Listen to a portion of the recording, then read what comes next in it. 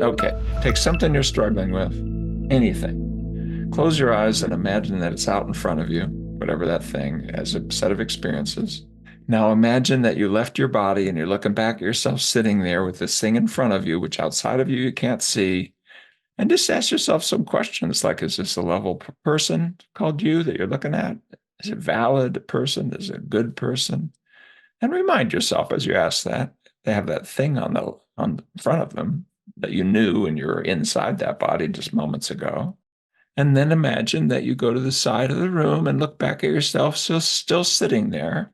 And I'm going fast, but in slow motion. Ask yourself the same questions. Don't try to answer them and figure them out. Just ask, am I a good person? Am I a lovable person? Am I valid?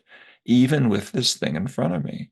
And then imagine this is a memory and you've evolved in a really wise way, and you get a chance to time travel and speak back to that younger person who is sitting there with something in front of them all those years ago in 2024, and write a note to yourself, very short, as to how you might want to be with yourself to deal with what's in front of you.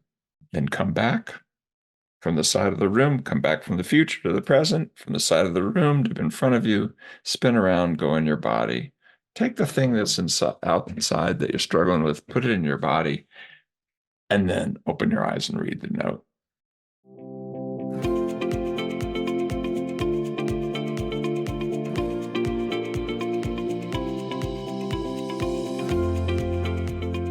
I'm joined here with Professor Stephen Hayes. This is probably our fourth or fifth conversation at this stage. Steve is the co-developer of acceptance and commitment therapy, process-based therapy, relational frame theory, and a professor at the University of Nevada as well, recently retired. So, Steve, it's great to be speaking with you today. Welcome to the show. Yeah, it's good to be here with you again and talking about something pretty interesting. For sure, for sure. So, to get started, for anybody that hasn't heard of the term before, how would you describe psychological flexibility in simple language? Well, you could put it into a single sentence. It's the set of skills that seem to do the most good in the most areas for the most things, just based on a 40-year uh, piece of research and summaries where we look at the entire world's literature. This short sentence would be learning to be more open to your own experiences, more consciously in the present in a way that's flexible, fluid, and voluntary, and able to focus on what brings meaning and purpose into your life and organizing your behavior around it. And then extending that to your relationships and taking care of your body. Put a period and end to that, and those processes seem to predict the most positive outcomes in the most areas. So if you want to something to look at in terms of skills to develop, since all of those things are changeable and all of them matter when they are changed, and there's a massive amount of data behind them, that's not a bad place to start. How many years did you spend developing the model? Well, we've been at it for 42 years, 43 years. First, protocol and so forth in 1981. But, the model took about 20 years to really fully develop. If you look at the very, very early one, I've been doing this because I'm old enough, people want to know about the history and so forth. It was there pretty quickly because it was a coming together of things that were sort of in behavioral psychology and sort of in humanist psychology. And there, frankly, in some of the hippy-dippy and more deeper clinical traditions that were there with the whole mix of Eastern ideas, Western ideas, and so forth in the cultural revolution of the 60s and 70s. But stripping out the woo-woo and bring it together in a way, and then chasing it with careful research that is really designed to see, is this making a difference? And the thing that we brought to the table that was different was interested in process, but also interested in outcome when you targeted it. So you get a lot of theories out there that are yada, yada, yada about process, but then when you're actually going to chase it, self-esteem is really important. Okay, well, how do you get it? Tell kids they're wonderful no matter what. No, don't do that. You're training psychopaths who are both incompetent and confident. That's bad. That's really bad. And by the way, violent. Like but so you really have to go slow, and we did. I mean, we were almost invisible for 20 years, but it took 40 years to develop. And, now it's at the point where it's entering so much into the mainstream that the World Health Organization or the major science organizations and so forth, looking at the now 1,100 randomized trials and about 5 or 6,000 studies, say, yeah, that's pretty good. And so that's kind of fun and different. And it means we have to be a little more of a leader than just banging on the door and saying, let us in. And that's been a shift for us as a community. And some of the places we're going are like, whoa, that's different. And maybe we'll even get in there and some of the conversations we have, because the last 3 or 4 years have been a little bit shocking, even to me, as to what the implications are. Those years when you were sort of like, I suppose you, as you call it, like being in the dark, that must have required so much patience just to sort of, do the work and ensure that it was going to pay off in the long run, as opposed to just coming out and publishing immediately. So that I really have to commend you in that. That's a serious effort. Yeah, at the time, though, it was nobody was interested. But the great thing about the academy and so forth, if you don't care, you can just play. And my chair, 10 years in, pulled me in and said, "You're a dilettante. You'll never amount to anything." In the first 10 years, I got a raise. I think three out of the 10 years. I just found an evaluation 2 years before I left with a full professor already in hand, but still, new people were making more money than I was as a full professor. And I came to the University of Nevada, but I found the evaluation, and it's absolutely flat. It goes from 4 that's saying you're horrible, 4 saying you're below average, 4 saying you're average or a little bit above average, and 4 saying you're great. That was my world. Is that people looked at me and just said, "What the heck is that?" And so I basically came in with my motorcycle jacket on and riding my motorcycle. And just a wild and crazy guy, and learned to not care. Well, I'll say learned to not care. Some of it was just arrogance, but youthful arrogance. But it really helped because it allowed me to, with the team. I always believed that as a group that mattered. I was a political organizer before I became a psychologist, and I was in the environmental movement. And I had a really good mentor from the labor union movement who basically taught me the only thing that matters is groups. And so I took care of my babies, and we had fun together. And 5 became 10, became 20, became 100. And, I've done a rough account. I think 100,000 people have been systematically trained in ACT, and there's about 5 to 6 million copies of ACT books in print, maybe more, and about 220 original books in different languages. So the community takes care of it, and that's always been true. And it's kind of fun to be at this point where I have very little control over that community anymore, but I can speak with a little bit of, they give me a little bit of street cred to a pretty large group. And as it was played out, it didn't feel like, oh, golly, no one's listening to us. I felt more like, good thing no one's looking because I don't know if this is right. And it was more like that.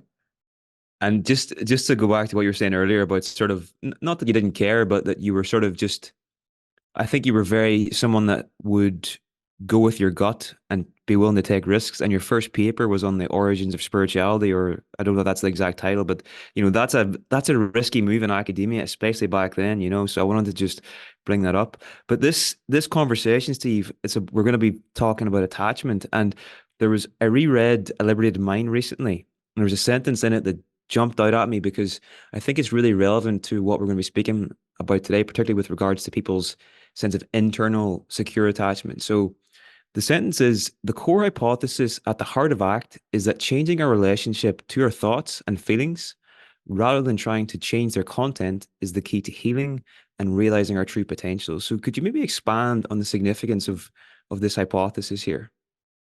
Yeah, we all have painful parts of our history, and some more than others, and some unfairly. And so you have big differences between, uh, you know, privileged and unprivileged populations, or a child who's been neglected or abused and one who isn't. And if you just look at it in a normative categorical way, okay, you're just tagged with it. You have it. It's in you. It's done. You're finished because you worried, you're scanning, you're feeling anxious, whatever.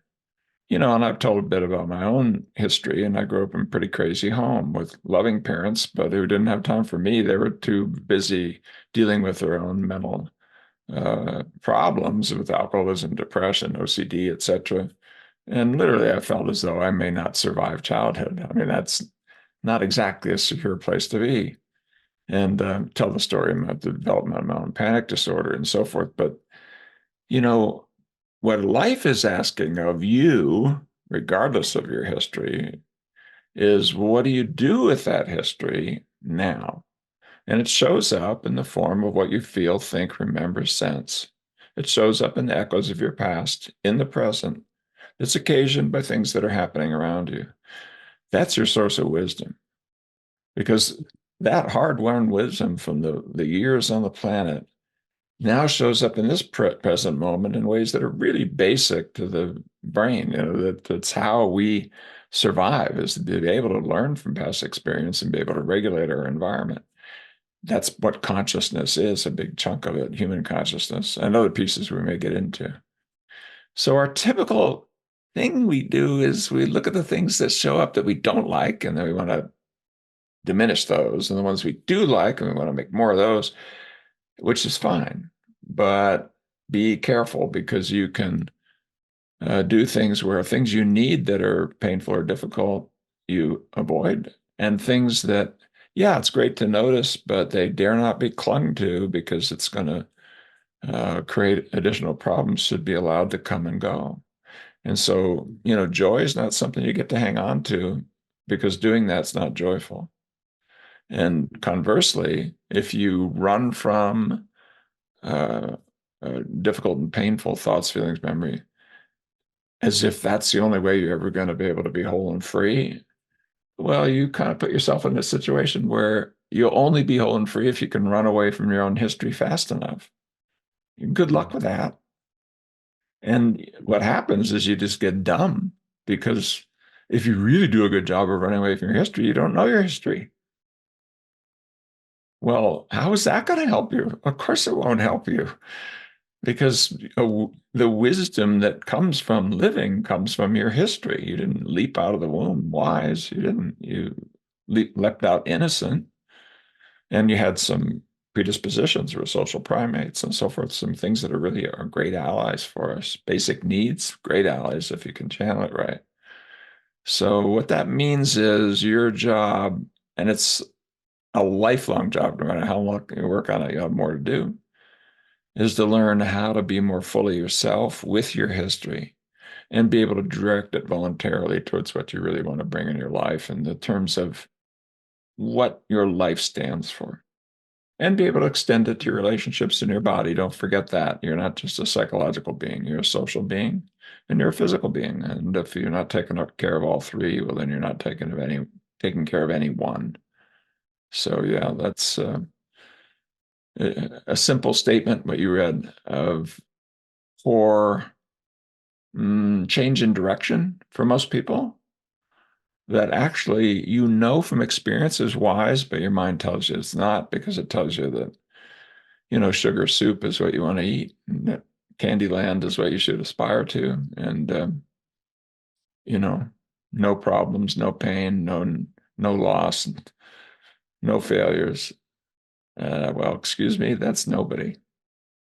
Something you said there that really sort of jumped out at me. It was quite early on, but you said, when I ask what life is asking of me, and that strikes me as a significant sentence. Could you maybe elaborate on what that means to you? In a really deep way, it's asking, is it okay to be you with your history in this moment, with your aspirations? And do you have the capacity to care and to move towards what you care about? Given your limitations. I mean, and that includes very unfair things. Some people don't have the privileges that others have, or people can have physical disabilities or face extreme poverty, or on and on it goes. Is it okay to be you? Really? I think life's asking you that. And if the answer is no, If what you mean by no is I want to get better, that's cool. If what it means you mean by no is I'm broken and I need to be put back together before I can get better, can you explain to me how that's going to happen?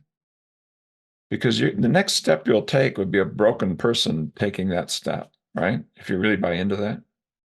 Why would a broken person do whole and free things? They're broken already, right? So that means you have to be fixed first, right? Well, so you basically get into the thing where when I'm different, I can start. It's impossible. I mean, yeah, you can evolve and be different. You can. But the only foundation on which you can stand that give you a firm place to look forward and to start is there's a basic okayness about me as a human person. I'm whole. I'm not broken. I belong here. My needs, yearnings are valid. My history is valid. Just validating yourself. Life's asking you to start from here now as a whole person. And your mind says, no, you can't do that. You have to earn that. Well, it'll tell you that no matter what. No matter what, it's going to tell you. What was that story about the film recently about it was JP Morgan who was asked, a billionaire, what he's going to need to be happy in that movie. It's a little old now, but he says, more. They're billionaires who are thinking of suicide, dude. I mean, come on. You can have everything, trophy house, trophy spouse. Come on. So conversely, you've got wise people around you, like picking up the garbage, because they've made that move and you have a lot to learn from them. If you just open your eyes, there's people around you who will support you and will give you good advice. And you know them. If I just said, pick a hero, pick somebody you look up to, you're going to pick somebody who knows how to model with you that it's okay to be you. They're not going to be judging you all the time. That your feelings are okay. They're not going to be saying, all that has to change. That you're important. They're going to look at you and your eyes are going to meet. They're going to be only half looking at you and looking at their watch. What you care about, they'll care all about. They're not going to ask you to violate your values. And it can be together in ways that fit the situation. You've had people like that, whether it's a coach, teacher, lover, friend, sibling, mother, father, somebody. How do you know you got them? You got somebody you look up to. And I bet you what I just said is part of the features. Well, those are the features of psychological flexibility. I just said it in a different way. So we gravitate towards it implicitly, intuitively. We don't even have to be taught. And if we allow the wisdom that's around us socially to enter in, we can move towards healthier attachment styles, for example, better relationships, even if we had a hellacious history, a history of abuse and neglect, for example, that very unfairly served you up with a very, very big challenge. Uh, Time's up, time to start living a life that's whole and free and dude, it's going to be up to you. Nobody's going to come in and grab you and teleport you to an alternative universe. If you're going to evolve, you're going to evolve from here, which, and if that sounds privileged, like, no, I understand it includes the environment and so forth. And we can work on that too. It turns out, the first study ever done on ACT, you empower bank workers to show up, they start demanding changes at the bank, to just show up to themselves, their own feelings, show up consciously. So who knows what we could do in community with support, in alliance. We're not alone. We're social creatures. You don't know, but I guarantee you, if you're not taking those steps, we do know what the outcome is. It's more of the same. And that reminds me of something that you mentioned in A Liberated Mind, where whenever ACT first became super popular, there was a lot of pushback saying, so are you basically suggesting that oppressed people should just accept their conditions? And what you're actually saying through this study is that this actually empowers people within the context they find themselves in to That's an empirical fact. And if I had to do it over again, although ACT is a wonderful acronym, I might worry about that word acceptance because although in English it's still there the way we mean it, you got something really, really, really precious you're going to give to somebody, you might find yourself saying, "Here, would you accept this?" You didn't say to your bride to be, "Here, would you tolerate and resign yourself to have my grandmother's ring?" You didn't do that. You said, "Would you accept this?" Because you're asking for a willing reception, not just a passive. Well, that's what life's asking of you too. Will you willingly take on your history? Because you can say no, no, no, no, no, and you can diminish, you can deny, you can distort, you can eliminate, you can avoid, you can do all that. But dude, you still have the history, and you've now built it in your life in a way that you can't learn from it. How's that in your interests? Well, it's painful to do something that's in your interest. Okay, yeah, it is. It is painful. That's something life is asking of you. But everybody has that. I mean, if you had a golden spoon in your mouth, and I've spent more time than you would expect with billionaires and their children, usually because they show up and want something from me, or sometimes because I'm chasing them and I want something from them.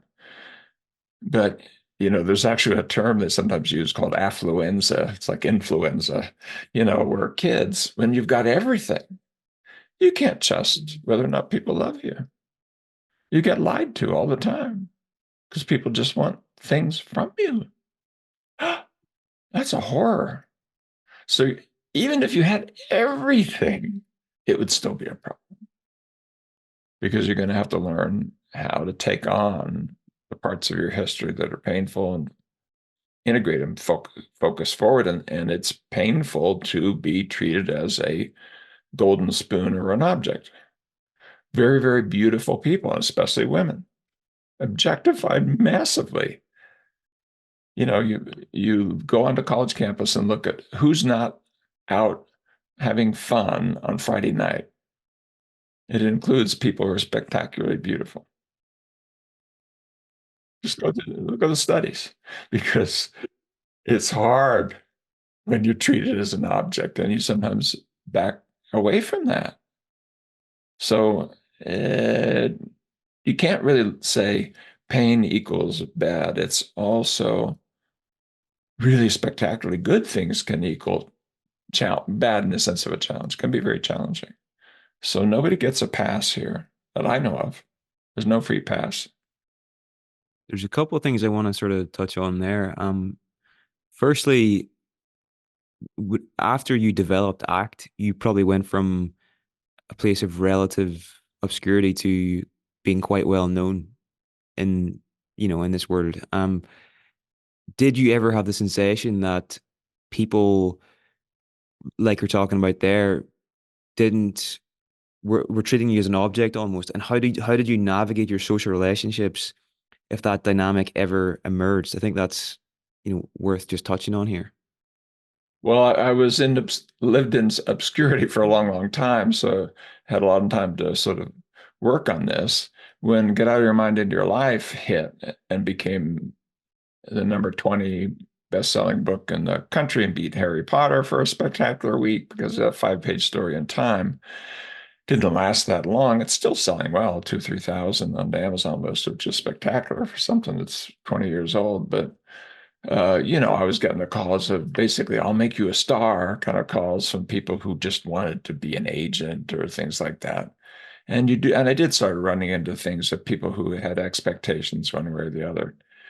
I'm old enough now that I get it for other reasons, which I'm just well known enough and old enough that you get what I showed to B.F. Skinner. Not that I'm a B.F. Skinner, I'm not. But when I first talked to him as an early graduate student, my heart was going like 180 beats a minute, and I could hardly get a sound out of my mouth, because he was such a hero.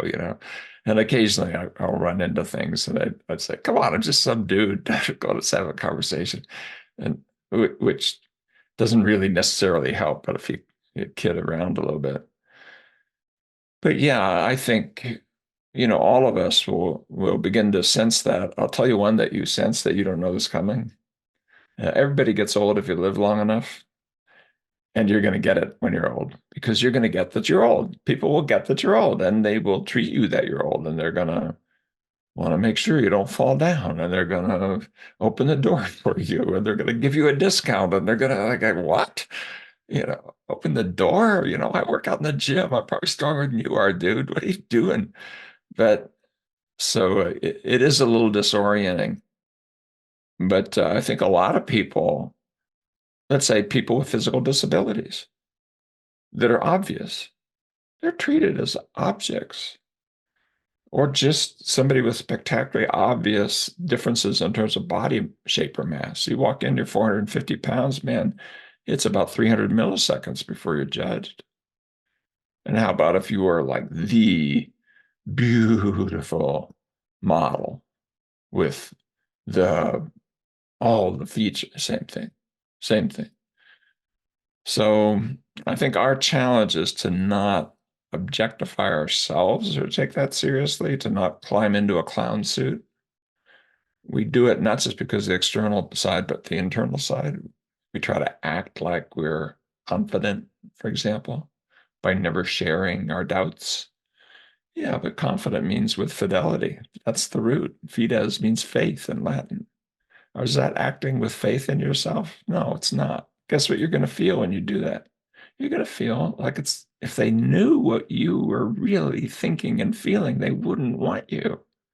How is that confidence producing? It's not. So those kind of challenges are the paradox of the human mind that our formulation about how to live and progress doesn't fit our experience of how to live and progress. For sure, for sure. Okay. Well, I sort of feel like we're now ready to start talking about, the six core processes and their relationship with secure attachment. Um, so something, I think we should touch on first is ACT is built on, is it the functional contextualist philosophy? I haven't visited this in a while, but one of the ideas inherent in that is that you can't separate any person's action from a historical and a situational context. And whenever we were speaking before this conversation, whenever we're talking about attachment, the thing you mentioned is that in order to create secure attachment, you need to create the context for it first. Um, and you say that if these psychological flexibility processes could be socially scaled, that's one of the best ways to go about this. So before we go into each process, the thing I was curious to ask is, what might that look like if these processes were socially scaled? Like how would you even start with that? Well, it's being done to you when you're young because you don't know how to socially scale it. But as you acquire agency, become older and then an adult, tag, you now are in charge of what you're doing to others, including your kids or your significant others and then workers and so on. And so it's social from the beginning, it's social at the end. We're social primates, but we're also psychological. And the psychological level is just that whole organism acting in a context historically and situationally, as you say. But like a Venn diagram, including all the subparts, your biology and physiology, and the larger things you're part of, your relationships, organizations, culture, and community. Well, when you extend the psychological out, we'll go that way because I'm a psychologist and it's usually where we start. You take something like being more emotionally open. Well, that would include, being more compassionate towards others, having more empathy towards others, being more open to their emotions. And the things that come back to you in your history that made you emotionally closed are very often from adults who basically are saying, I don't like feeling what I feel, so you don't feel what you feel, so I don't have to feel what I feel. And the kids aren't smart enough to say, hey, wait a minute. If that's true, why don't you do it? You're the adult. You know, stop crying, I'll give you something to cry about. Why don't you say, stop being bothered, or I'll give you something to be bothered about? The adult is starting this thing, but it's dumping on the kid because adults can't do it. And of course, what the kids learn to do is just shut up. But that's not stop crying, really, in the sense of stop being sad or stop being distressed or stop being in pain or stop. No, no, it just means shut up. Well, and then you're alone. And, that's not a good place to start if attachment is really important, which it is for social creatures like us. We're 100 times more social than the chimps, and that's our closest genetic relative. So there's an example: emotional openness, scale it to empathy and compassion towards others. How about cognitive openness, being able to notice you have lots of thoughts, some of which are contradictory? Why? Because you have become complicated history. Even 4-year-olds understand Goofy with horns on one shoulder and Goofy with halo on the other shoulder, and they're arguing. That shows up when you begin to notice your programming and step back and look around age 3 or 4, which is a really important moment that infantile amnesia shows up. You now have consciousness in a different sense. You can look at your consciousness. Maybe we'll get into that. But if that's important, to be able to take on the complexity of your own history in the form of the echoes in your thoughts, in your relationships, that means genuine conversations, understanding, taking the person's point of view and being able to say, okay, I think I can understand what you're saying and I see where you're coming from, even if I disagree with it. And being able to have a genuine conversation, which each side can change their opinions cognitively. That's critical, of it, as a child, of having your opinions respected, at least understood. It doesn't mean complied with. It doesn't mean you're the boss at age 4. It does not mean that. And parents who think that they're going to get, you know, children who have secure attachments just by teaching them as treating them as the prince and princess in the household. That's not what's going to happen. You're going to train narcissists who are shocked when other people don't comply with the artificial world you've created. How about attention?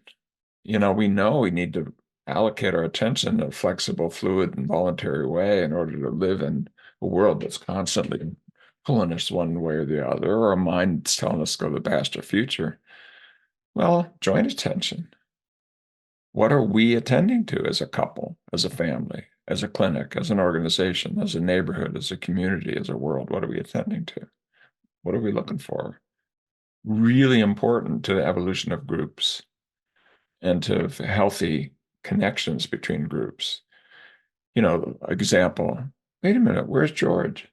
Or you're sitting outside the group. There's room. Could you move in?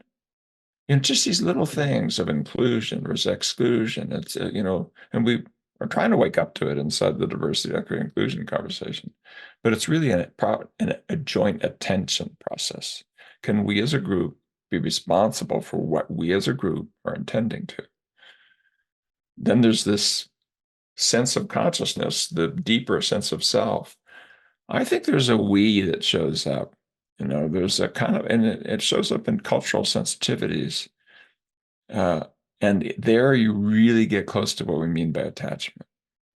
If you look at the eyes of somebody who is safe, caring, loving, the kind of guide I was talking about, you probably had moments where you really feel connected to another human being. Maybe so thoroughly that even the me starts falling away and you end up with a we, but it's not unhealthy loss of boundaries. It's just there's a we here. Well, that started long ago when mama looked in your eyes and you dumped endorphins like, ah. And mama did too. She was dumping natural opiates in her brain too, or maybe dad. And the only other creature that does it a lot is your dog. And they've been hanging around with us for a long time. But it turns out you're gazing in the eyes of a dog kindly, not the stare of a wolf. No, they're dumping endorphins.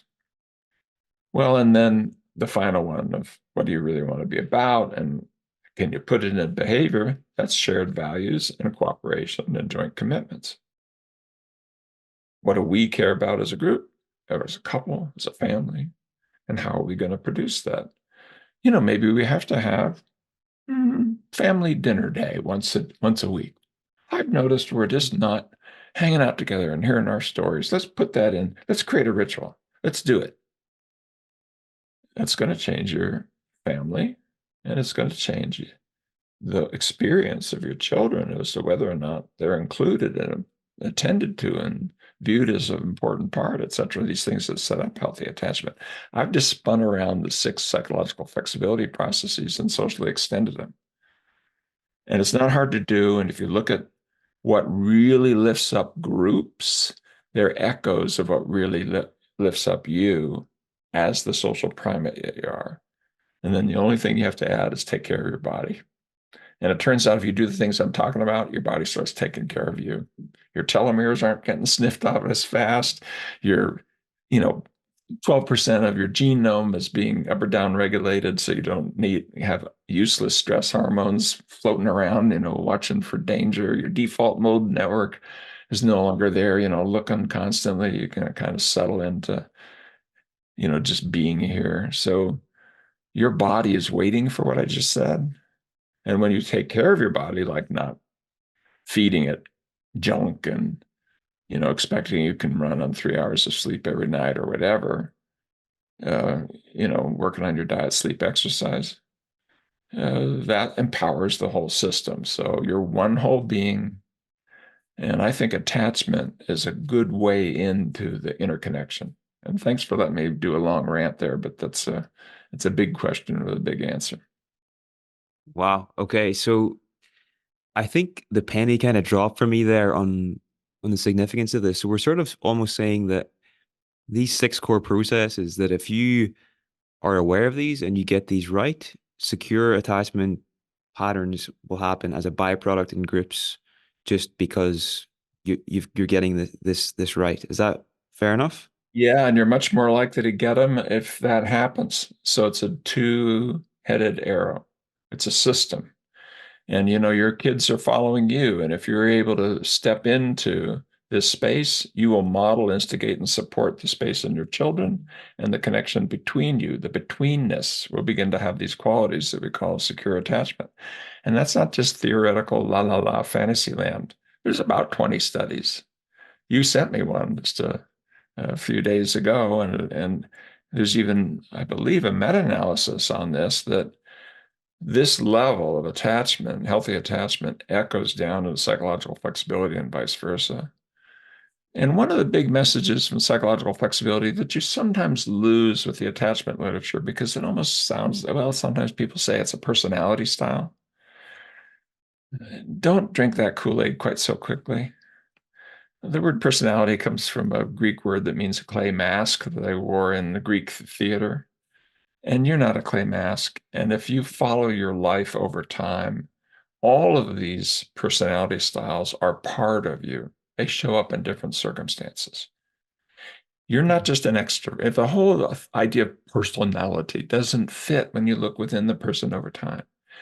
And that's something we have to bring from the ACT world, especially more recently as we really focused on it, into the larger psychology and social world. That no, there are elements right now, there's context right now when you're more like this and less like that. And why that matters, you have a finger hold on a mountain you're climbing. You're not doomed by your history to be in this box or that box. There's features right now that you can build on. And that's true. Start with your psychological flexibility skills. If it's a good place, liberated mind, good place to start with it. But extend it socially and start it right here, right now. Okay, so you've got a very avoidant and anxious style. Ask your spouse how she's doing. You sense that she's upset about, take a deep breath and ask her, what's going on? I'm saying her because I'm a guy. And this is hard for me, given my, history, some of which I was already talked about. And don't run away when it's hard. Use your skills that you've been working on to show up, own up, be present, and sit with it. And if you have nothing good to say other than thanks for sharing that, then say that. But there's that finger hold can include these micro moments that are all around you constantly as you cross the street and decide whether or not to look at the person in the crosswalk versus down and away, which your mind tells you you have to do as you walk into your workplace, or as you sit in an Uber, or the in micro moments, you're building skills that will serve you in creating a kind of a social extension of who you want to be that will support you or not support you. For sure, for sure. Now, something that's coming up for me here now as well is if we're talking about attachment, right? There's in ACT, there is this the second or the second pillar of psychological flexibility is the self and the perspective taking self. And it's this idea about disentangling from this story we've created and getting in touch with that self that transcends time almost, you know? And this to me is hyper relevant for when we're talking about secure attachment. Can you maybe expand on that a bit and why this matters? Yeah. Well, this narrative sense of self that comes from a cognitive symbolic system that we evolved, it's what's special about us, what we're doing right now. The bird outside the window is doing. Please don't send me an email about your dog or cat. I know that your dog or cat are smart, but 40 years of trying to find clear evidence, even in the so-called language trained chimpanzees. No, your 16-month-old is doing something where they learn a name for an object, and without training, it's a two-way street that then's put in networks that change how they respond to the world.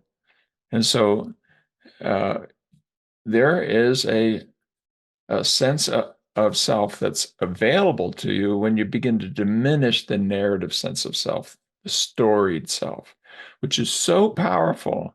And we see this now in psychedelic assisted therapy, that it will literally block off the sensory motor information that's available to you. For example, you have a story about how you're not lovable, and you're really bought into that. You could be in God's gift to a relationship with the most loving person on the planet. And man, the information to tell you that will be filtered out before it even gets to your full brain. It's literally filtered out. There'd be these gatekeeper functions that are actively fitting. It's almost like a parasite because it's your brain is 1,000 times older than some of these cognitive processes that are doing it. Information that doesn't fit the story. You live inside a story. Well, if you can soften the story, you live in a broader world. And it's more possible to see that you are connected in consciousness to everybody. I mentioned walking across the crosswalk. Just slow it down and look at the eyes of the person who you're passing. And you're going to see human beings who are conscious and they have a busy day, or they're, you know, feeling some pain because they're old, or they have a heavy bag, or they're wondering if you're safe, or open your eyes and look, and you'll start seeing you're in a social world and you're connected to it. If you start doing jumping jacks across that sidewalk, everybody's going to scatter. What the heck is, right? You're important. I play with it sometimes in the airport, where you got 100 people, 200 people coming towards you. And I just start walking diagonally with my bag. And 200 yards away, people are going, "Ah!" you know, it's like a river flowing. And, you're a big rock in the stream now. My point being, I mean, don't do this just to tease people or give them a hard day. Do it just to notice how important you are in your social world and when you break the rules. But that means also that there's an agreement kind of that you have to not be connected or to not be known or to not see. And you can break these agreements in ways that are not threatening. You can stop and ask the person, you look upset today. Who's sitting by this? I know we're told we shouldn't. And yeah, you might get into somebody who's going to beg for money or maybe is a drunk or something. But my goodness, back to this issue of self. My point being that there is a witnessing, noticing, more conscious sense of self that showed up when you became more fully human at around 4 years old. And our religious traditions start saying things like, you can now make decisions and you can commit sins and you can, they pick it because there's a pace in there where you can step outside, like that Harry Potter moment, and look back at yourself. And there's a break in the evolution of consciousness, which has been going on for, you know, billion years, which is simply learning how to coordinate with the environment and your own insides and the consistency between them as we develop sensory systems and eyes and perceptual systems. That's the evolution of consciousness. But there's a break when you can stand back and look back. Well, you have that capacity right now of witnessing and noticing. And don't make it spooky and fill it with woo-woo. It's so easy. Can I give you an example now that's just, okay. Take something you're struggling with, anything. Close your eyes and imagine that it's out in front of you, whatever that thing, as a set of experiences. Now imagine that you left your body and you're looking back at yourself sitting there with this thing in front of you, which outside of you you can't see. And just ask yourself some questions like, is this a level person called you that you're looking at? Is it valid person? Is it a good person? And remind yourself as you ask that, they have that thing on front of them that you knew and you're inside that body just moments ago. And then imagine that you go to the side of the room and look back at yourself still sitting there.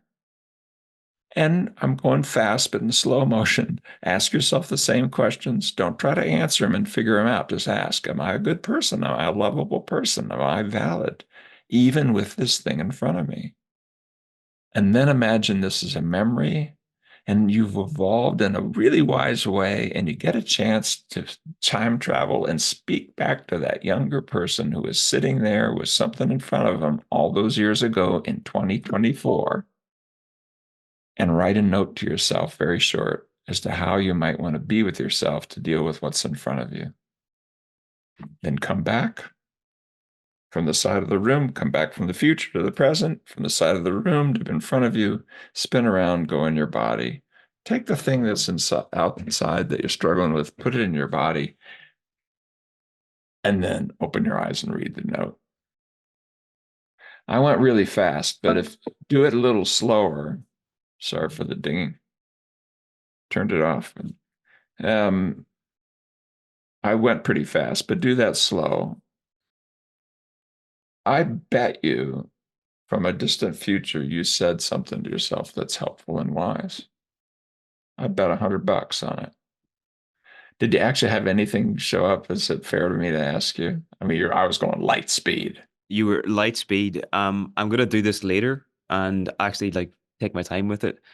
Um, for me, whenever I was seeing myself from that sort of outside point of view, it was really just like sort of like the pressure was off a bit. I could see myself with a lot more compassion, a lot more empathy, and the sort of the same way I would look at like maybe like a young kid or whatever, just like you're fundamentally good and you're fundamentally okay. So don't worry so much, you know? There you go. Well, there's a message from the future, from the side of the room, from outside of you, from inside of you. There's a message.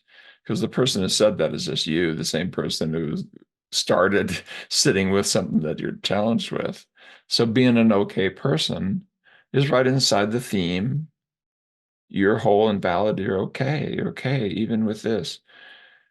That kind of self-compassion, were it given to you as a child, attachment, secure attachment would be natural for you.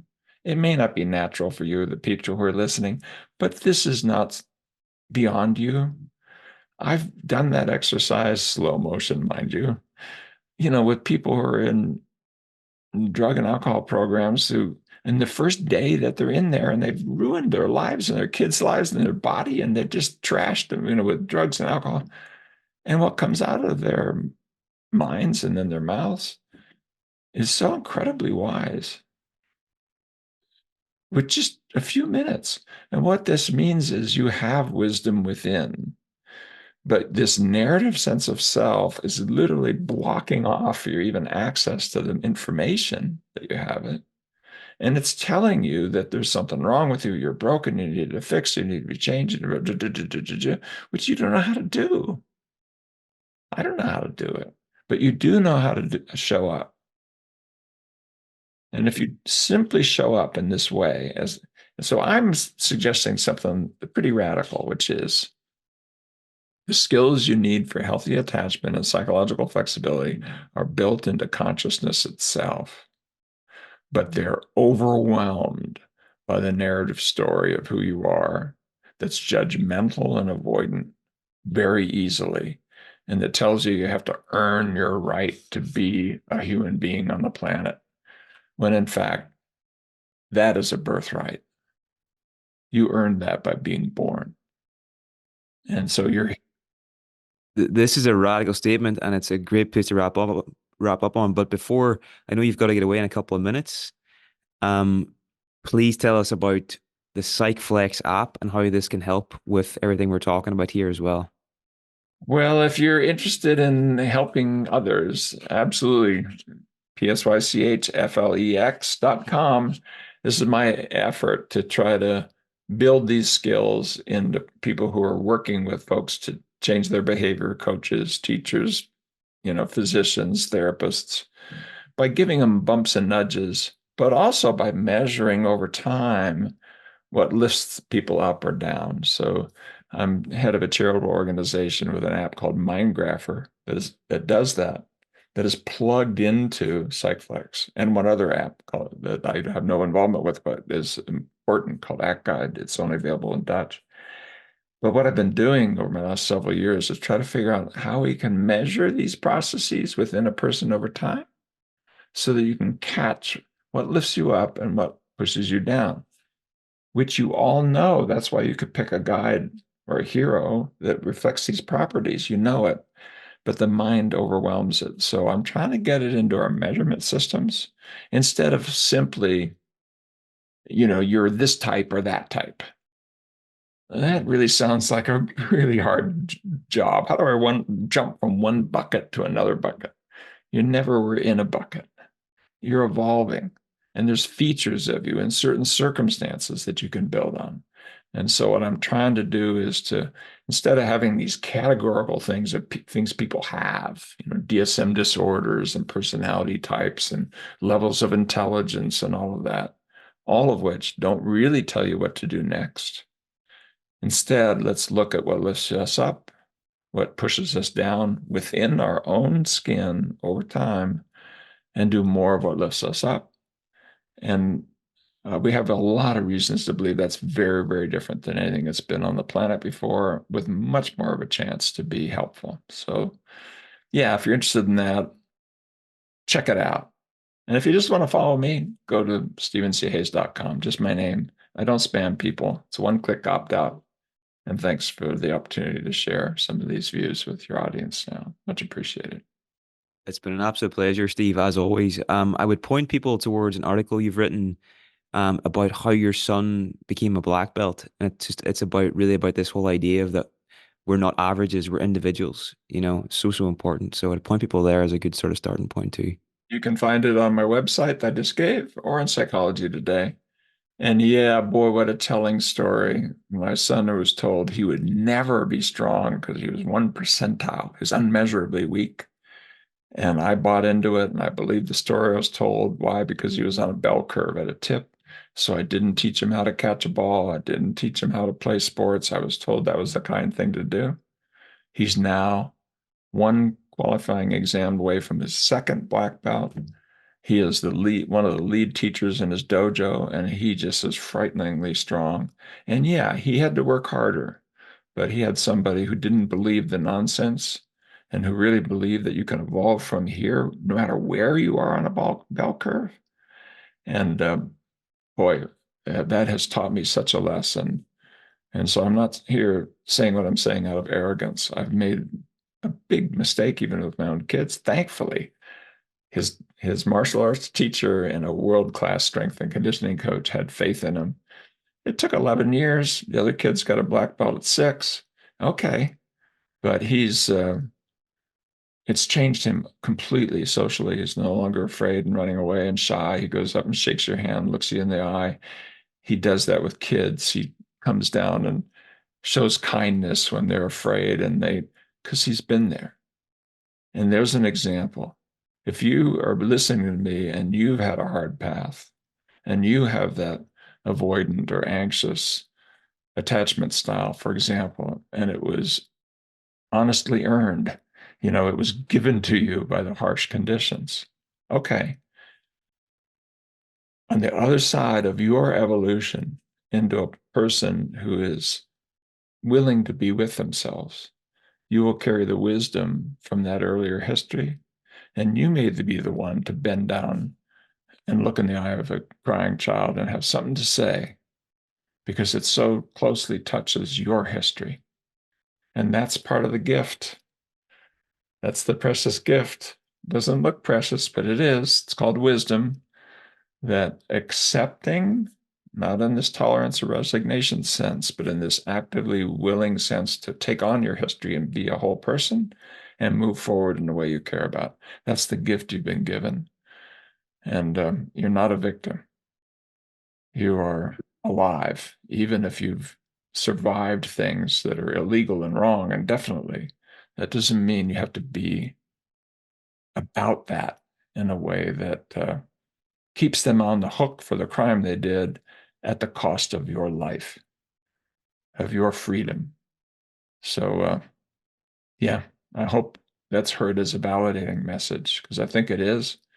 And all hands on deck. Let's figure out a way to step up to the challenges that are out there and be fairer and be more just, but also empower people to be whole and free with their history.